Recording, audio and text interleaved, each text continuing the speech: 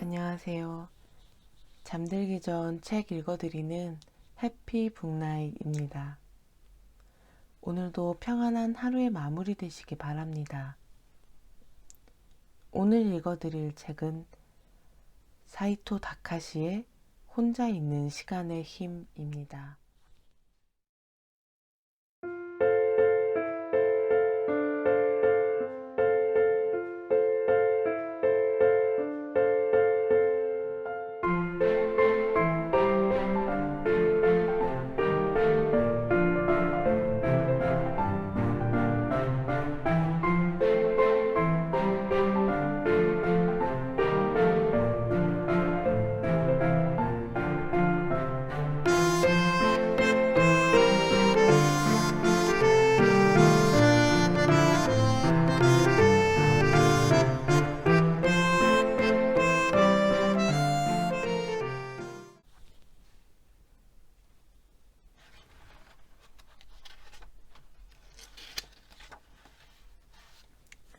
프롤로그. 지금의 나를 만든 것은 10년의 혼자 있는 시간이었다. 요즘 사람들은 혼자 있는 것을 두려워한다. 그래서 곁에 아는 사람이 없으면 불안해하는 불안증후군이라는 증상이 생길 정도다. 친구가 없다고 하면 사람들은 대부분 성격이 이상한 사람으로 취급한다. 그래서 친구 없이 지내는 게 두려워 굳이 사귀지도 않아도 될 사람들과 계속 사귀는 일도 많다. 그게 편하다면 그 역시 삶의 한 방식이다.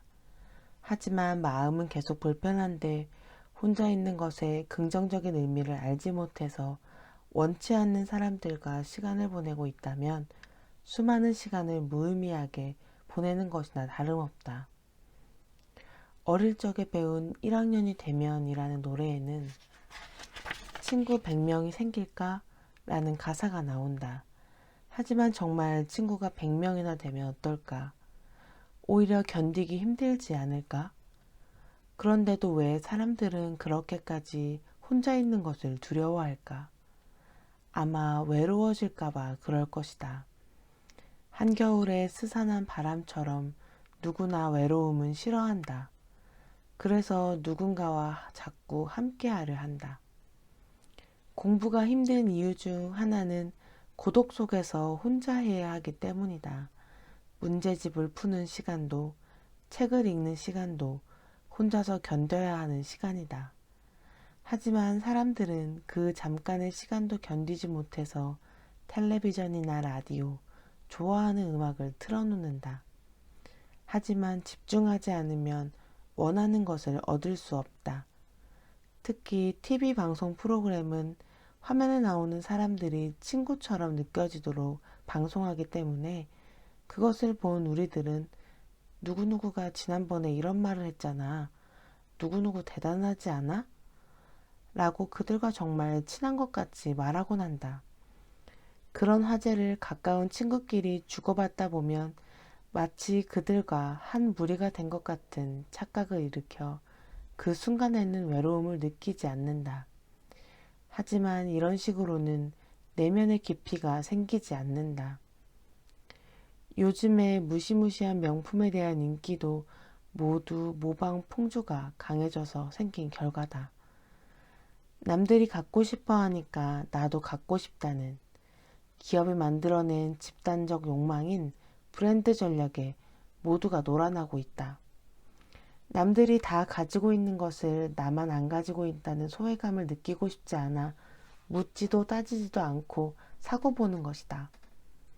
점점 눈앞의 일에 급급해 나는 누구인가, 산다는 것은 어떤 것인가 라는 근본적인 물음과 마주하는 것에서 멀어지고 있다. 혼자 명품 가방을 보며 자기 성찰을 한다면 말리지는 않겠지만 솔직히 내 눈에는 남들이 다 사는 물건을 사면서 마음의 허전함을 채우고 있다는 생각밖에 들지 않는다. 브랜드 제품을 매개로 다른 사람들과 연결돼 있다고 생각하는 것이다. 마찬가지로 친한 친구와의 수다도 시간 낭비일 때가 많다. 물론 마음 맞는 친구와의 수다는 즐겁고 친구와 즐거운 시간을 보내는 것 자체가 인생의 행복일 수 있다. 그 시간은 중요하다는데 나도 이견은 없다.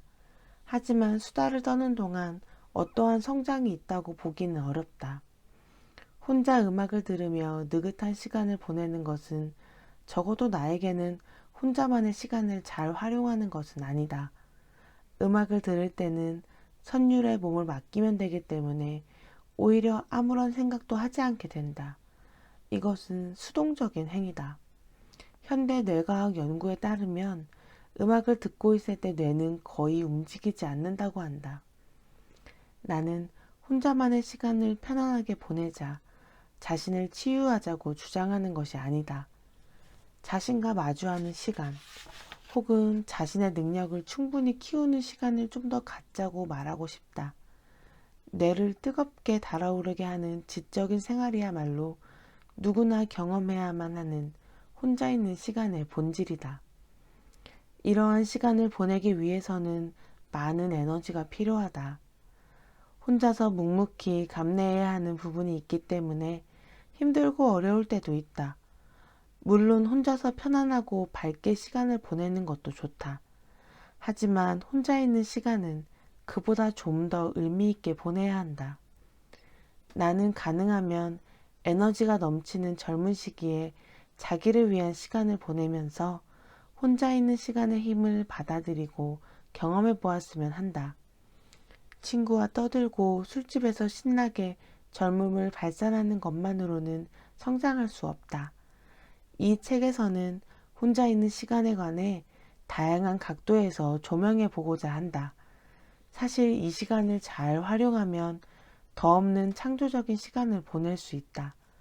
혼자 있는 시간을 어떻게 보낼 것인가? 거기에서 인생의 갈림길이 나뉜다.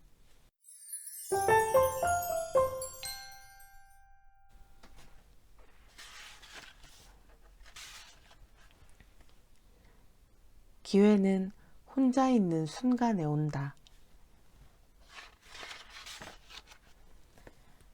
내 인생이 10년 만에 뒤바뀐 이유. 나는 지난 1년 동안 30권 이상의 책을 냈다.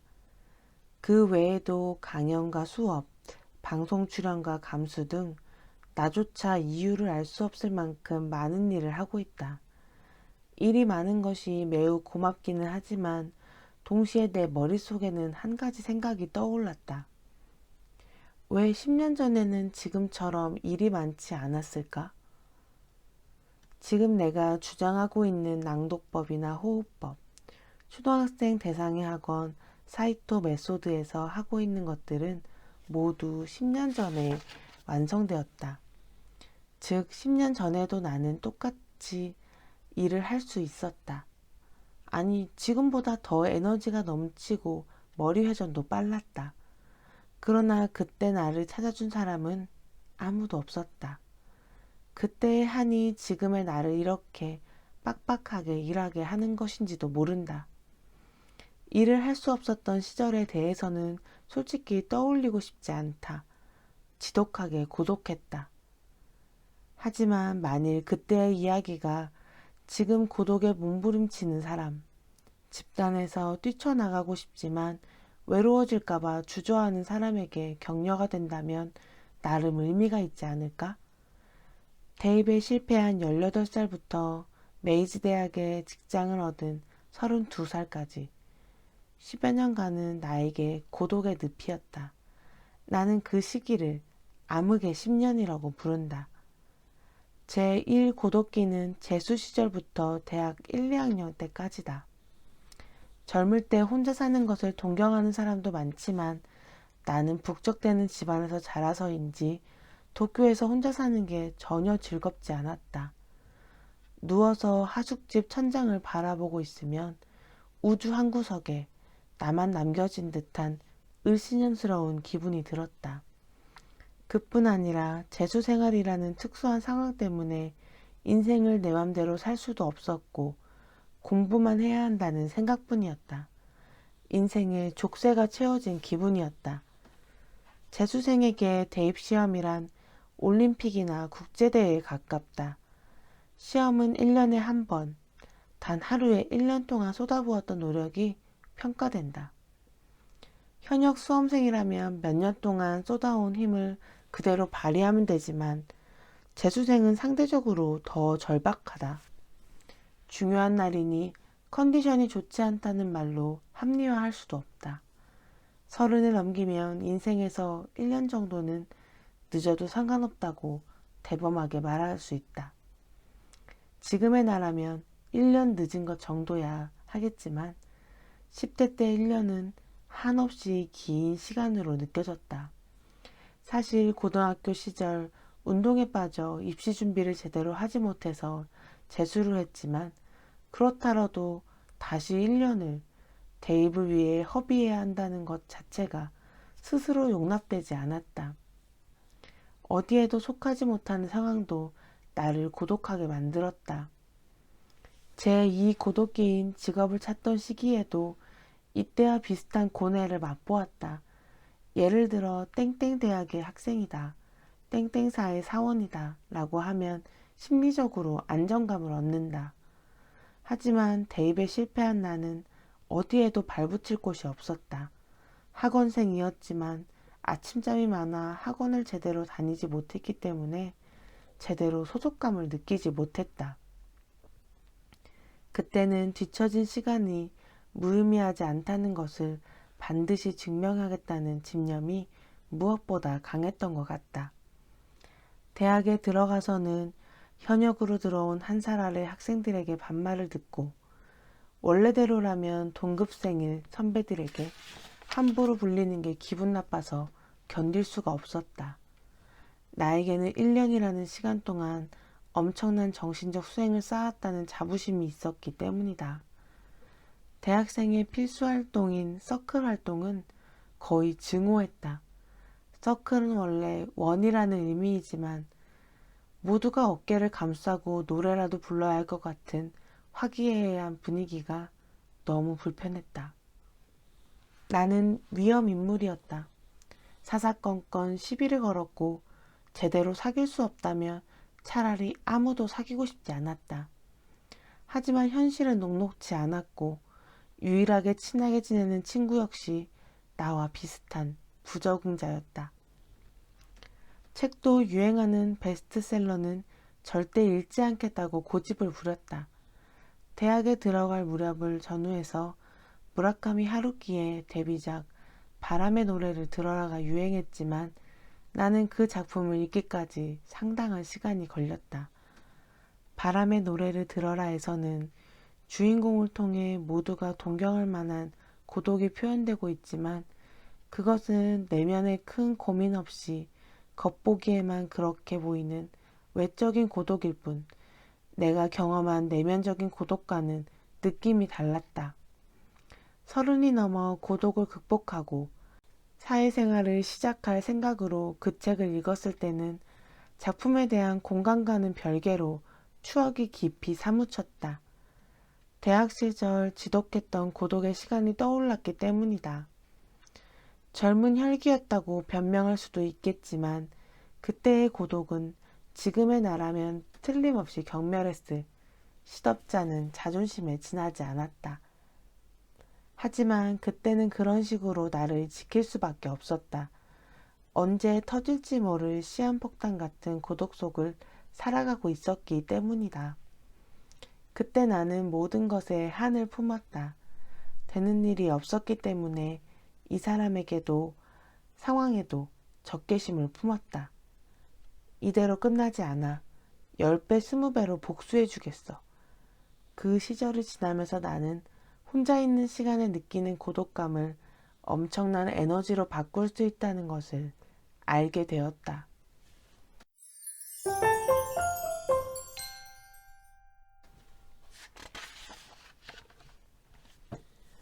혼자만의 시간이 항상 주어지는 것은 아니다. 고독의 시간을 보내던 나는 평소에 거의 사람들과 말을 섞지 않았다. 아니, 말을 거는 사람이 없었다. 서점이나 목욕탕에서는 가볍게 목례를 하고 식당에서 주문을 한다. 고맙습니다 라는 판에 박힌 인사말을 들으며 하루를 마감한다. 그런 외로움 속에서 나는 저절로 사람들과 멀어져 갔다. 돌이켜보면 그 무렵 읽었던 책이 지금도 내 인생의 책이다. 그 책들을 모아보니 어둠 그 자체다. 유서 같은 것을 읽기 좋아했으니 어느 정도였는지 짐작이 갈 것이다.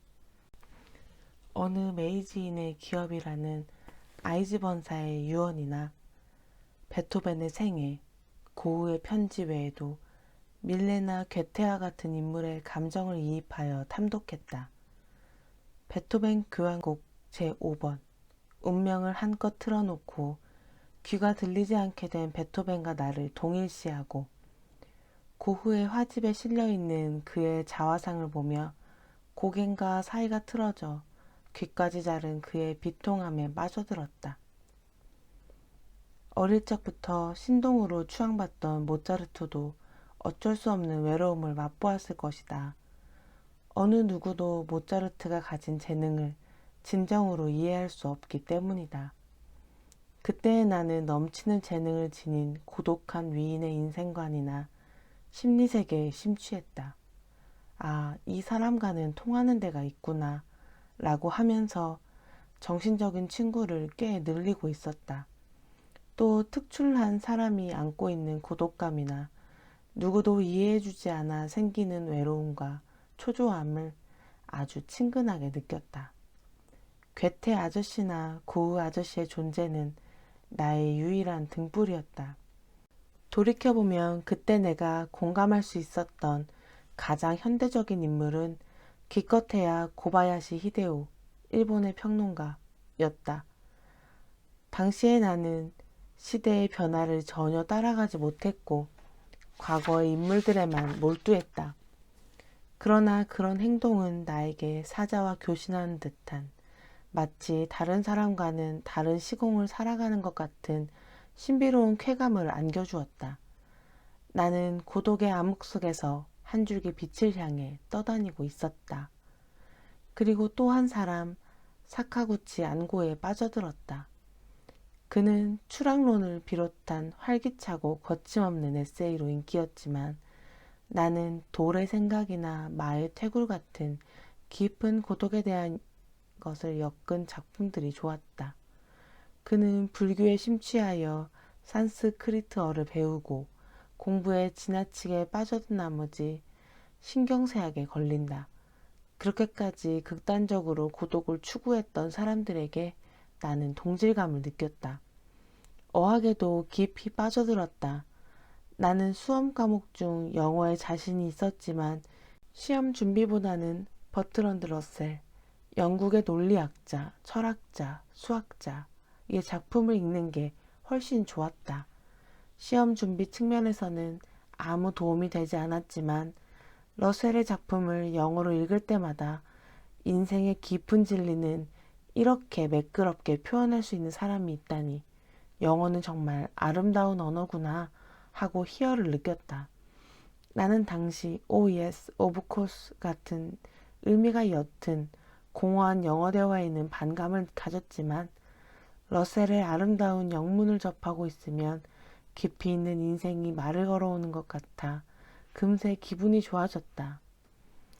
영어 시험에 러셀의 글이 나오면 출처를 볼 것도 없이 이 글은 러셀의 것임을 바로 알아챘다. 또한 나만 알고 있을 거라는 생각에 한껏 기분이 고조되어 답안지를 앞에 두고 나도 모르게 쾌재를 불렀다. 재수 시절로부터 25년이 지났지만 신기하게도 그 무렵의 초조함이나 불안감에 대한 기억은 전혀 사라지지 않는다. 사라지기는커녕 아직도 생생하다. 하지만 지금 내가 가지고 있는 일에 대한 의욕을 뒷받침하고 있는 게 있다면 그것은 분명 그때 느꼈던 고독에 대한 기억이 아닐까? 지금은 정신적으로나 시간적으로 그렇게까지 나 자신을 고독으로 몰아넣는 것은 불가능하다. 그렇기에 더욱 그 무렵 혼자였던 시간이 정말로 귀중한 시간이었다는 것을 다시 한번 깨닫는다.